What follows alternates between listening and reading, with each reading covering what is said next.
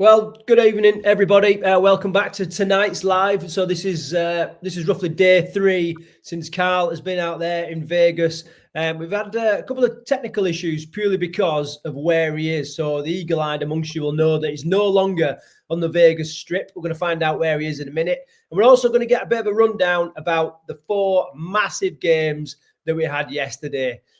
So if you watched them, if you watched some of them or whatever, let us know in the comments. And if you've got questions or comments, then just fire them in the comment section. I can pass that on to Karl and get his take on that. So before we start, in fact, when you're ready, Karl, are you up and ready? Yeah, I'm on, mate. I'm on. Yeah, just adjusting the angle. Right, Karl. So obviously, start us off and just let us know where you are. At the minute, all we can see is this parasol on the top of your head. So just explain to us where you are. Yeah, I mean, I was trying to get something a little bit more scenic, but a few technical difficulties we've had to move. But yeah, just proud to say, welcome to the Rugby League Outsiders live from the Hoover Dam. So, I mean, I've never been to the Hoover Dam. I'm pretty sure there's a lot of people watching that have never been. So just like, what's your first impressions? What if people go there, I mean, what's your thoughts on it? Well, I've only just got here, mate, to be honest with you. Been a bit of a mad, hectic rush, but yeah. I imagine it's the biggest dam in the world. It's a pretty spectacular landscape around here. Right, a couple of questions coming in already. Right, I don't know if this is a loaded question or whatever, but he said Matt's quiz. He's put, can Karl tell us about the eggs controversy? So I don't know what that is. I'll bring somebody in for that. Right, we'll get on. Okay. I'll tell you what we'll do. We'll get on to the rugby first, and we'll talk about the eggs controversy in a bit. Okay. Right.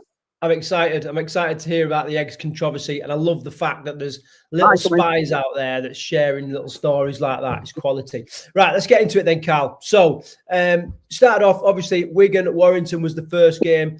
From the UK, it started off and the crowd looked really... As the game went off, the crowd just built and built and built, and then obviously we could see the atmosphere towards the end of the game. So what was going on in the early parts of that game around the stadium? I tell you what it was. It took ages to get the fans into the stadium. So it took us a good 30, 40 minutes to actually get into the stadium because of all the security checks and things that we had to do. But honestly, I don't know what it looked like on TV, but the atmosphere in there, it was absolutely bouncing from the kickoff. We were sat at the Wigan end, and it was so loud, mate, so loud.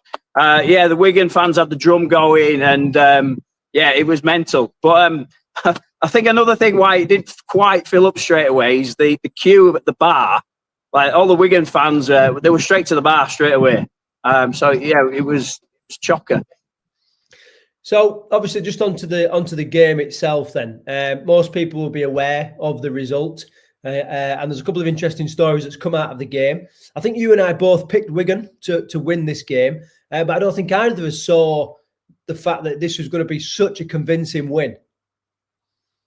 No, a little bit disappointed in Warrington, to be honest with you, as were their fans, in all honesty. They didn't fire, and certainly defensively, they weren't very good.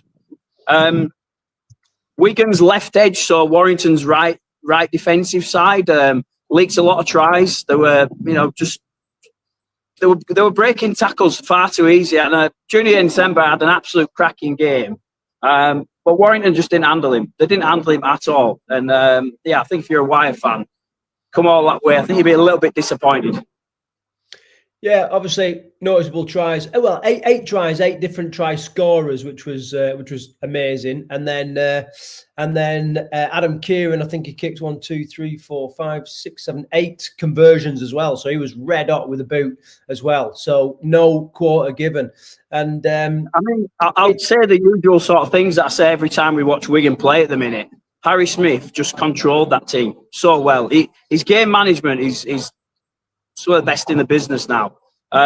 French was his usual, absolutely cutting people up. He had a cracking game. Yeah, Wigan were just as Wigan do. They went through the motions. in a really professional manner. They just didn't give Warrington room to breathe, really. But like I say, Warrington's defensive effort wasn't great. We had a slightly different take on it over here, on the production of it, because we had Andrew Voss commentating on it. I don't know if you're aware of that. So Vossi was doing the commentary. I've seen a few highlights with Vossi commentating, and he's next level, isn't he? He's so passionate about the game as well, which is really good to see. But yeah, from the highlights I've heard, it looked brilliant, looked and sounded brilliant. What happened in the stadium when Tyler Dupree went across and scored the first try? He went absolutely mental. So I'll give you a bit of an insight into the Wigan fans. They didn't stop singing. Like from minute one, they didn't stop singing. I didn't hear the Warrington fans pretty much all game. Martin stood behind me actually. There were no noise from the Warrington fans, were there really? No, not at all. Can you hear him on the mic, mate? Yes, I can. Yeah. Right, perfect. Well, bring him in. We've got one question here before we kind of go on to the England ladies and finish off this bit with Wigan and Warrington. Paul Jones has put, who got more hammered, Karl or England ladies? So maybe you can answer that question. Total professional. Yeah, mate. I went to the game yesterday and I didn't have a drink. To be honest with you, we've had a couple of heavy nights, and I didn't want to come all this way and miss the rugby and not remember it, and I wanted to take the full experience in. So yeah, I had a teetotal day yesterday. Right. So obviously joining Karl, we've got Martin de Ridder, who what's your role at the Staffordshire Quantums now, Martin? What Player, secretary, Joe Teller, social media creator, influencer, technician, part-time charity referee, isn't it? I probably need to substitute. I'm just saying part-time charity referee as well, I've heard. Yeah, referee game, everything basically. Yeah. Vegas trip. Say again. Vegas trip organizer, I guess, most recent. Yeah. Right, great. It's going to be great to get both of your takes on the day then, because maybe Martin will tell us some stuff that Karl, you've been a bit tight-lipped on. All right, so Tyler Dupree scored. Obviously, it was like the stars aligned, because I don't know if you're aware, but one of his relatives won the Super Bowl back in the day. Yeah, his nephew played Super Bowl. Yeah, I mean, I don't know how much that resonated with the fans in the stadium. They were just going crazy because they were winning. And let me tell you a little story. So Wigan were behind the sticks mainly, which is where we were seated. They also had the Canberra fans in that end.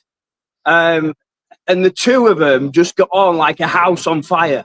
The Raiders fans and the Warriors fans, they made so much noise, and they absolutely made the day, mate. Absolutely made it.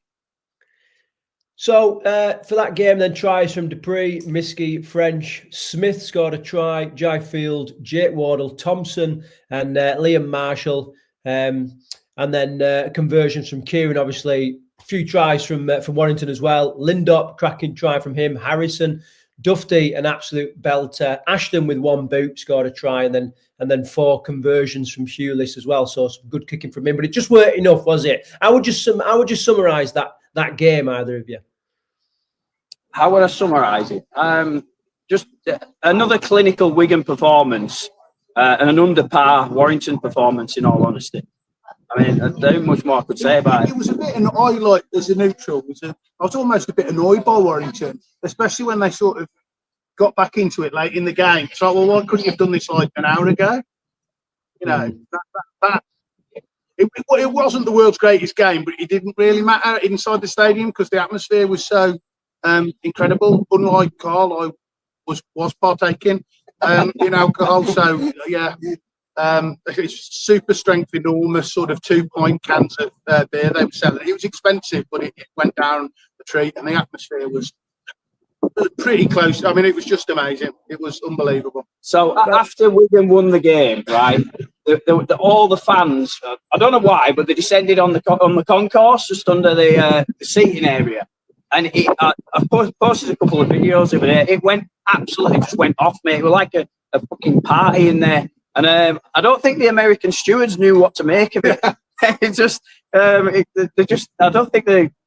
Yeah, we just. Well, we heard that they sold more beer in the first hour of that than they normally do in a whole game day of NFL in the first hour. I love stats like that. I love stats like that. I'll give you another beer stat. The British Airways plane sold out beer within the first hour as well that we were on.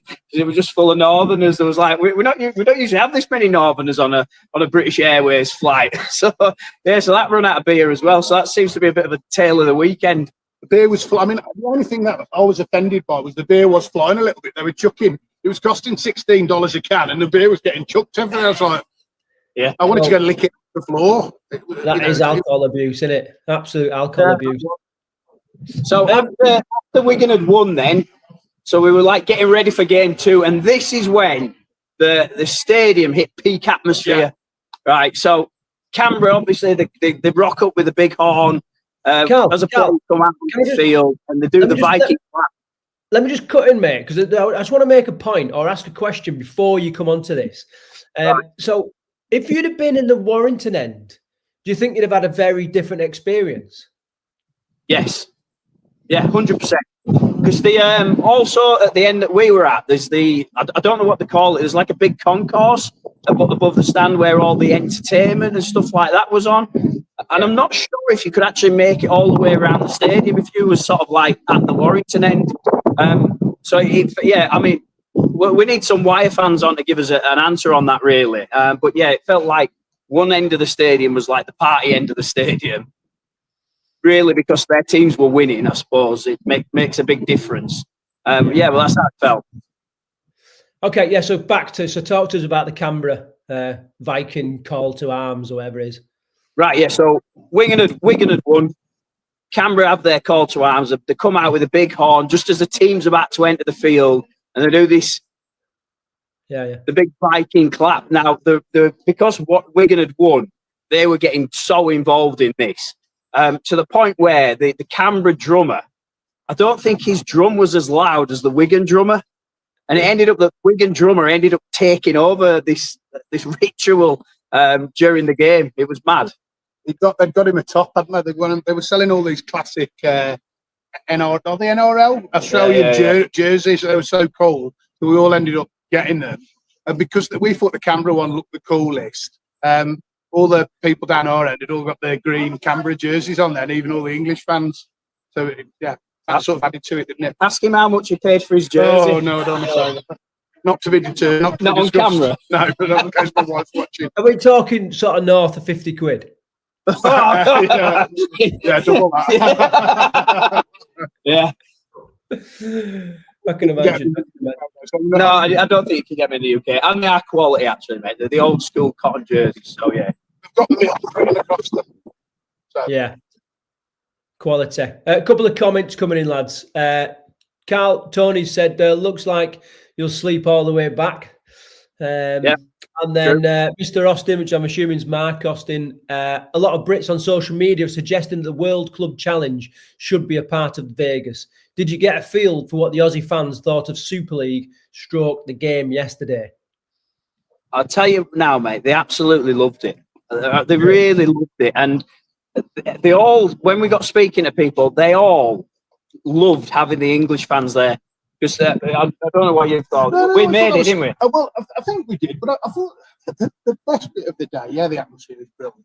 Just having a chat about rugby with all of the fans that are around us. We've got a bunch of guys from, was it Queensland, Brisbane Broncos in front of us. They were good crack. And we just like, there was no animosity at all. It was just very, very friendly. Weirdly, you sort of go on some of the socials and you see, it's a low grade get, all that stuff. Yeah. In the stadium, there was none of that. And everyone was just sort of getting on so well and just chatting the whole day. I mean, as Karl says, we went up to that concourse, got speaking, so it's overlooking the pitch, sort of different to anything you see in a UK stadium. Yeah. And there, we got speaking to these Aussie guys, these American guys who were sort of just watching it for the first time, who were sort of really intrigued by it, sort of, asking us, and we're sort of impressed with the sort of physicality of it. It was so cool, yeah. So World Club Challenge. Oh, sorry, World Club Challenge. I mean, we don't know. It's just rumours knocking about, but I think there's a lot of people asking for it. I had a number of people say, including Aussies, wouldn't this have been great if it were Penrith Wigan?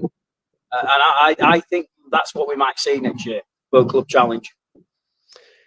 Well, I mean, we'll see. And what I'm surprised by is the fact that you were welcomed by all these Aussies, Karl, especially after you'd slagged them off so much in the shirt review.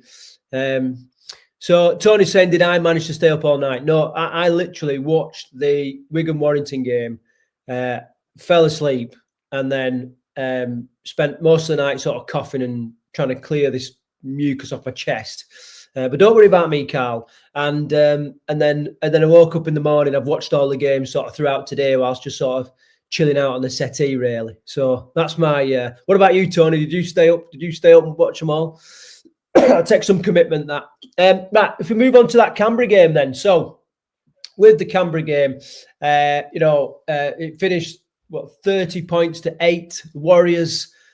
I don't know if they underperformed or just couldn't capitalise. What was your take on that game? I think they underperformed. Speaking to a lot of the Wars fans before the game, they were pretty confident they were going to get a win in this match. And I don't think anybody quite predicted the scoreline to be as wide as it was.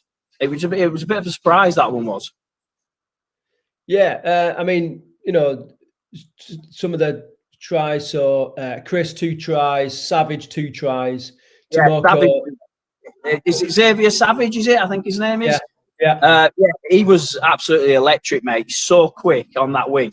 And I'll be honest with you, when there was a difference between the NRL game and the Super League game, the first two, as soon as the NRL game kicked off, I did kind of have the feeling it was a slightly higher standard. I don't know what you thought about it. Yeah, well, early on in the Wigan game, there was good. Warrington actually had a good attack, and they just chucked it out. And the similar sort of attack. The first 10 minutes, it's right. The skill level is up a bit, and the collisions are up a bit. 10-20%. Both directions, I would say. It was definitely a faster game. I definitely take that away from it. The NRL game definitely a bit quicker than the Super League game. Well, I think that's a common thing that the Aussies that come across to the UK say, isn't it? Like the play of the ball is definitely quicker. So, you're not saying anything really new to us. And then, obviously, Canberra went on, won that 30 points to 8. And then we're into the Gillaroos versus the England women's game. So, I mean, I don't really want to talk about it. One thing I did take from this, which we played 3 sets of rules during this event. So the Super League rules are different to the NRL rules. And then we have international rules, so I kind of think that needs to be sorted out. I think if you're trying to grow the sport to like an American audience or a new audience, I don't think you want to be having 3 different sets of rules. I think that we all need to be, whoever governs international rugby, I think it all needs to be the same. Well, I mean, my thing on this is, I was sat watching it, thinking this game is not for this event, and as much as we want to, promote women's rugby league, it's just a different standard. It was literally, to use a slightly different analogy that kind of works, men versus boys, because you had full-time professional women from the NRL against part-time, women, and obviously, a 90-point scoreline. So I'm like, I don't think this is the right game for this event. What that game is perhaps a Williams Weekly, but that was it. I think that the issue was the growth of women's NRL is so important to the NRL that there had to be a women's element to it. But having to be like a professional team against the sort of grassroots type team, you can see it in the, again, not being disrespectful, leaving the sort of body shapes, and there wasn't an ounce of. There was some of the English players teams have still got like bellies on them. You did when the Aussie girls were just absolutely ripped, and it was sort of masters against apprentices, whichever analogy you want to keep. But if you play grassroots rugby, you get used to getting thrashed, and you could tell straight away, was it? Some of the tackling and everything was just. So they need to do, if they're going to keep that, and I would say actually 4 games was too many. I think they're going to want some sort of female angle to it, but that game will not be repeated, I don't think. It was an absolute car crash, yeah. Less said. That was the big disappointment of the whole event, because it killed the atmosphere, stone dead, like absolutely stone dead. The Wigan game and the Canberra game, although they weren't close games, the atmosphere in the stadium was unbelievable. Yeah. And then they put this game on third, and it killed it, killed the atmosphere. It was an absolute killer. And yeah, you're right. I mean, we could go into the differences between the two sides, and one's professional and one's essentially amateur. But England can't be happy with that. They can't be happy with that performance. Some of the tackling was schoolboy under 10 stuff. Non-existent. It was really hard to watch, and I'm trying not to be negative about it, but there aren't any positives to say about it. It was a shocking performance. The reason why I've kind of laboured the point is because, you know, you're talking about 3 sets of rules. If that game weren't there, that'd drop us down to 2 sets of rules, and that's a bit more palatable for like an international viewer. So anyway, should we move on? Yeah, mate. Yeah. Yep. So obviously, you know, the big game, the drive for 5 from the Panthers, 4 times Premiership winners, taking on the Cronulla Sharks. A mega close game, and you know that the sniper was literally a few points away from the banker coming in. Yeah, so I'm going to be having words with the sniper, because I had a few quid on that. So I was the last 15 minutes of the game, I was hoping for there not be a try. But yeah, one came in, didn't they? Look, I mean, as a neutral sort of, the guy that we all wanted to see have a good performance, Nathan Cleary. Yeah. You know, he's the box office, isn't he, of this team? World's greatest player at the minute.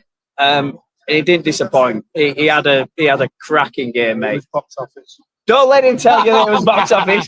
Somebody may have fallen asleep after they've had one too many beers at that point. Well, so one of the things, I don't know if this comes on the telly, so one of the things in the NRL is that it's almost like video game inspired.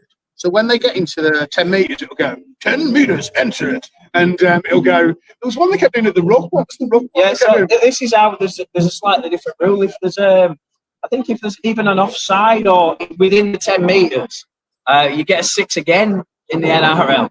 And they play like there's this like buzzer sounds every time it happens. And it kept waking me up from a slumber. Yeah, I've seen pictures of you taking a little nap there. You can imagine the Brits trying to do 2 minutes of it until my bet. I also followed the Snipers bet. I went on the draws for all of the games, and none of them were in the draw. So thank you, Sniper.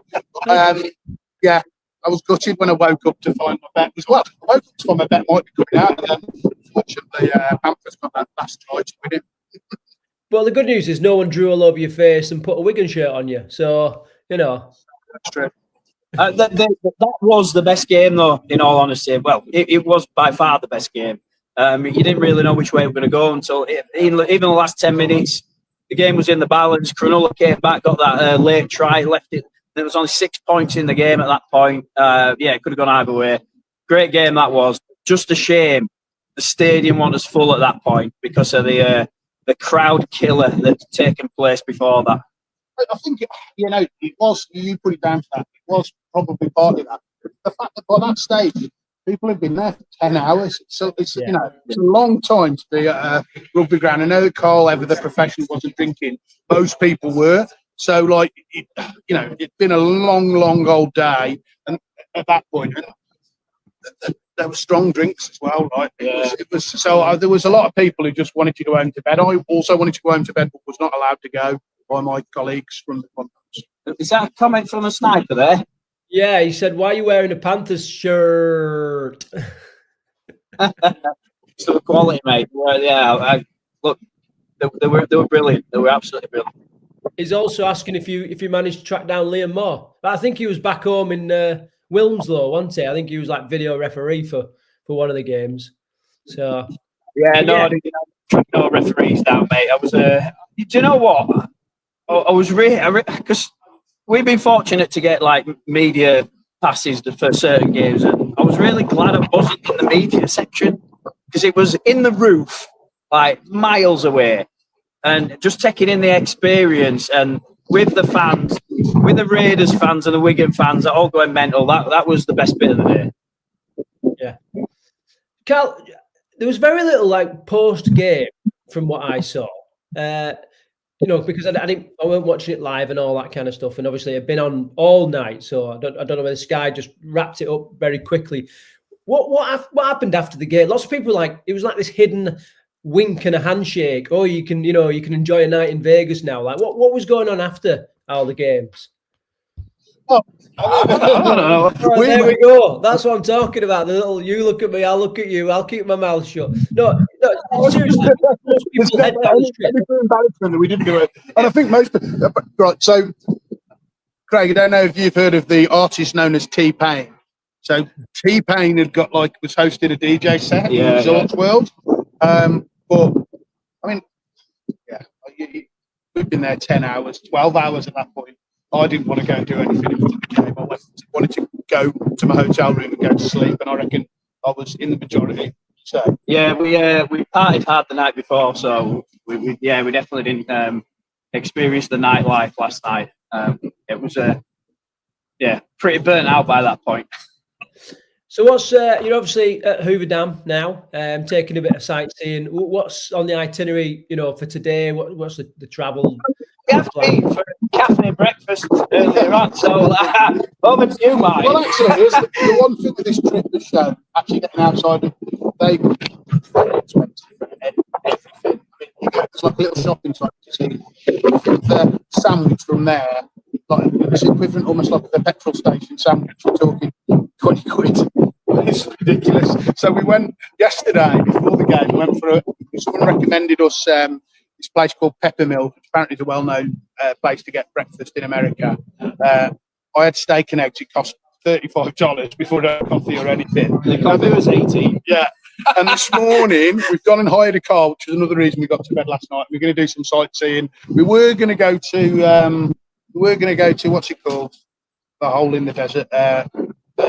Grand Canyon. We decided it's too far away. It's too far away, so we've gone Hoover Dam, and then we think we're going to go to Area 51. But on the way, we stopped at this sort of it's sort of service station, but it's also got a casino in it. And we went for breakfast there. My God, the prices, the difference. It'd be like the equivalent of going into one of Gordon Ramsay's restaurants and then going into Greg's, basically. That's I like a Greg's as well. That's the sort of price differential. So it was like, there was a breakfast in there for like $7 or something like that, versus probably 40 or 50 even on the strip. So we went and dined well there, and one of our number slightly confused the waitress in there because he ordered something that is known as the item on the menu was eggs your way, which he confused her. As she was going through the items and asking, because ask you loads of questions in America when you have your breakfast, he had eggs your way without eggs.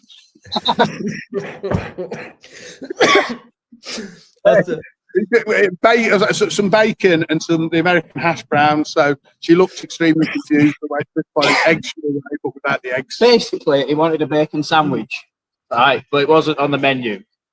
So he tried to navigate wanting a bacon sandwich, and he ended up with eggs your way. No eggs. Eggs your way without eggs. Eggs not your way, I guess. Brilliant. Yeah. Right, so I've got two questions. Well, there's a couple of questions coming in now. So Sniper saying, did you get handcuffed by any ladies of the night in your hotel room? No.